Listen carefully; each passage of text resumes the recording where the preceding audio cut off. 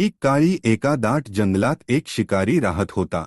तो रोज जंगलात जाऊन प्राण्यांची शिकार करून आपला उदरनिर्वाह करत असे. त्याला देवपूजा किंवा भक्ती याबद्दल फारशी माहिती नव्हती. एके दिवशी महाशिवरात्रीची रात्र होती, पण शिकायाला त्याची कल्पना नव्हती. त्या दिवशी दिवसभर त्याला एकही शिकार मिळाली नाही. संध्याकाळ झाली, अंधार पसरला. जंगलात प्राण्यांचे आवाज येऊ लागले. घाबरून तो एका उंच बेलाच्या झाडावर चढून बसला. त्याच्या हातात पाण्याने भरलेली कुपी होती. त्याला माहीत नव्हते की त्या झाडाखाली एक पवित्र शिवलिंग होते. रात्रभर तो जागाच राहिला. झोप येऊ नये म्हणून तो झाडाची पाने तोडून खाली टाकत होता. ती पाने थेट शिवलिंगावर पडत होती. त्या बेलपत्रांबरोबरच त्याच्या कुपीतून थोडे थोडे पाणीही खाली सांडत होते.